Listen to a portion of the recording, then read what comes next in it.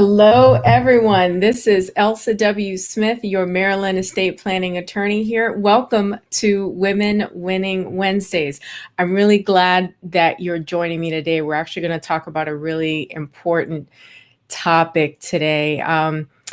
Women Winning Wednesdays, as you guys know who follow me, it's a platform that I created to feature guests and educational content to show you glimpses of what an empowered woman looks like and the tools that she needs to win. Just a bit of housekeeping. Since we're streaming on StreamYard, make sure to give StreamYard permission for us to view your comments. You can do that by going to streamyard.com/Facebook. Say hi, let us know where you're hearing from. And by the way, if you're catching this on the replay, make sure and put hashtag replay in the comments. I've been really wanting to delve into this, what can be a bit of a contentious topic. The topic today is, should your kids receive the same inheritance? What's the right answer? And I'm going to fall back to the tried and true attorney response. It depends. First of all, I want to unpack the first word of my question topic, should. Webster's dictionary tells us that should is used to express expectations of, obligation and propriety. So whether we want to accept it or not, every society has expectations about how its members should and should not behave. So in evaluating today's question topic, we are juxtaposing societal standards of obligation and propriety against the reality of our lives and our family dynamics. Now, has the reality of what you're dealing with ever differ with what is considered proper by society? Have you ever made a decision based on what society says that you're obligated to do? Or are you the type that is not afraid to go against societal standards? Most of my clients who have children do plan on leaving an inheritance to them. But I advise them that an estate plan like you will change over time. An estate plan, is a reflection of where you are spiritually and financially at any point in time. At least that's my belief. Your estate plan also reflects the nature of the relationships that you have with family, the nature of your relationships with your children. And if we're being honest, the health and strength of those relationships can and do change. Now, it's against this backdrop that we're going to look at whether your kids should receive the same amount of your inheritance. First thing we're going to talk about is when you're considering an equal inheritance. Dividing your inheritance equally among your children means that everyone is going to receive the same amount. So if you have 2 children, they will each get 50%. If you have 5 children, they will each receive 20%. An equal inheritance is a good idea for your family if all of your children are similarly situated in life. So for example, they all have similar incomes. If they're all responsible with money, if they all received roughly the same levels of support from you as parents, whether it was paying for college or grad school, paying for a wedding, contributing to a down payment on a deposit for their first home, or things of that nature. So in that case, then splitting an inheritance equally seems like an easy decision, right? So if your estate assets, I should say, include both money and tangible assets like a home, a car, art, jewelry. In order to divide these evenly, you're going to have to determine the dollar value of each tangible item. Then you need to decide which child should inherit each item and compensate the other children for the difference in those dollar amounts. So, for example, if you leave your oldest child your home, you might consider giving your other children a higher percentage of financial assets to make up the difference if there's some inequality there. I want to share a very creative solution, and I have to give credit to one of my former clients for this, as to how she distributed assets in her home to her three adult children. She invited them to what she called like a Saturday family day. And she gave each child a Post-it note with a particular color assigned to it. And the children were to go around the house and tag specific items in the home that they wanted. Now, if there was a dispute or two children wanted the same item, it was up to them to negotiate amongst themselves, what they were going to do. They had to figure it out on that day. So it was, I love that because it was very creative, and it was a way of bringing family together and really resolving what can be contentious at times in a very fun, family-friendly way. And I wanted to share that with you all. If your intent is to give equal sums to each child, you need to take taxes into account. And I'm sure my accountant friends who are watching will agree with me and go, here, here. If your children are taxed at different income tax rates, this means that the amounts that they inherit after taxes will be unequal. Consulting with a tax advisor in conjunction with working with your estate planning attorney is crucial to ensure that Uncle Sam does not thwart your plans to evenly divide your estate among your children. Now, here's some things to consider. Decide how much each beneficiary should receive. Do you want each of your beneficiaries to receive the same amount before or after taxes? If one child receives more than the others from a pre or post-tax perspective, will that create friction among your children? Make tax-smart allocations. Remember, in order to maintain a tax-efficient distribution, your beneficiary allocations may need to adjust over time as your beneficiary's tax rate changes. And then explain inequalities. Before you pass, be clear with your children about your inheritance plan. If one child is going to receive more or less than their siblings, make sure to explain the rationale while you're still alive. If your plan isn't made clear, it can open the door for conflict among your kids in the future.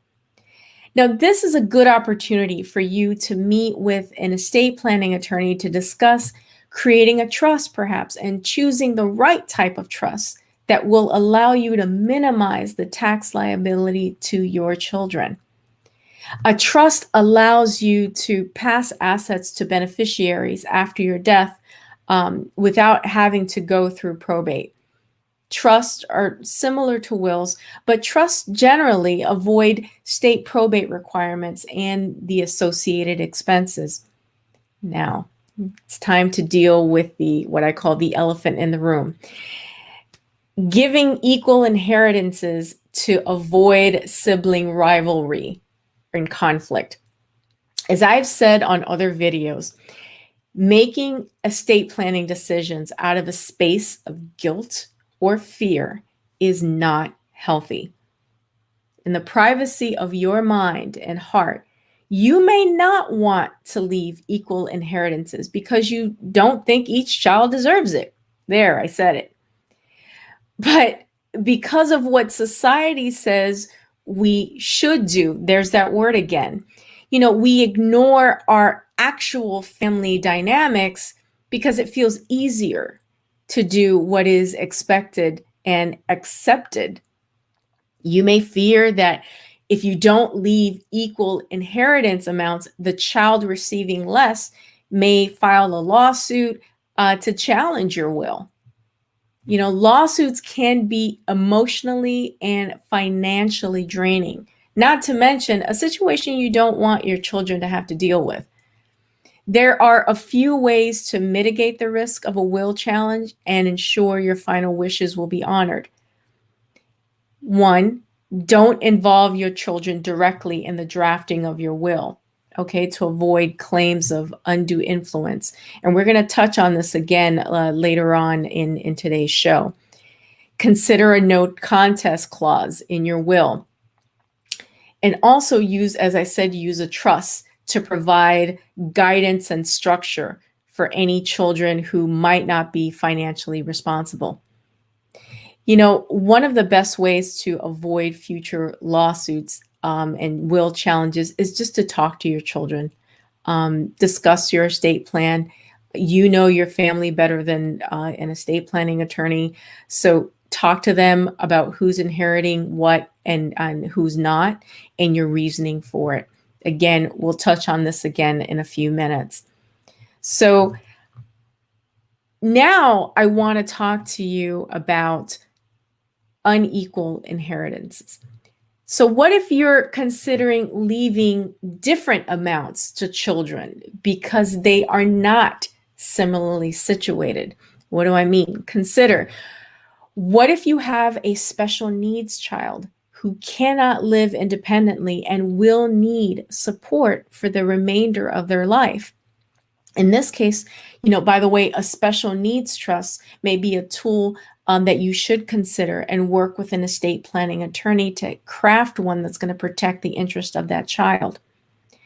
What if you paid for one child to attend college and grad school, which, by the way, speaking from personal experience, can be hundreds of thousands of dollars, while your other children chose different careers that didn't come with such a hefty price tag? What if one of your children serves as your caregiver and you want to reward them for their financial and personal sacrifices? What if one of your children married into a very wealthy family and wants for nothing? What if you're a blended family and your stepchildren also stand to inherit from their other biological parent? Now, these are just a few examples of why you may consider leaving unequal inheritance amounts to your children. The last question about stepchildren leads me to my next point. Did you know that parents have become increasingly likely to divide their estates unequally? I want to share some interesting information I found in preparing for today's show. In a paper titled Unequal Bequests, and it was published by the National Bureau of Economic Research, the authors of that paper analyzed a survey, a nationally representative sample of parents in a health and retirement study that went from 1995 to 2010. Now, the survey reached out to more than 26,000 Americans, interviewing them every 2 years. Of the more than 26,000 folks that participated in the survey, a little over 21,000 had more than one child, and a little over 5,000 had both genetic or biological children, as well as stepchildren. And among the parents who were 50 years of age or older and who reported having wills, the fraction treating their children unequally went up. It rose from 16% to 35% during that 1995 to 2010 window. Parents with stepchildren were about 30 percentage points more likely to be planning unequal bequests than those with genetic or biological children only. Now, according to the study, the overall trend away from equal inheritances appears to be driven in part by the increasing prevalence of parents with stepchildren. Again, just something to consider. In case you're wondering where I got the questions I raised earlier, they came from conversations with my clients. They are all valid considerations. Why? Because they are unique to your experience. And that may not look like the experience of your neighbor down the street or of a relative, and that's okay. Let's talk for a minute about the risks associated with leaving unequal inheritances to your children. If you decide to leave unequal inheritances, understand that you could put your plans and your children at risk of going through a lawsuit. You know your children better than your estate planning attorney, as I said. It is important to understand how you can mitigate or lessen the risk of a lawsuit by the quote unquote less favored child. The first step is to draft your will with the assistance of an estate planning attorney while you're of sound mind and without undue influence from one of your children. What do I mean?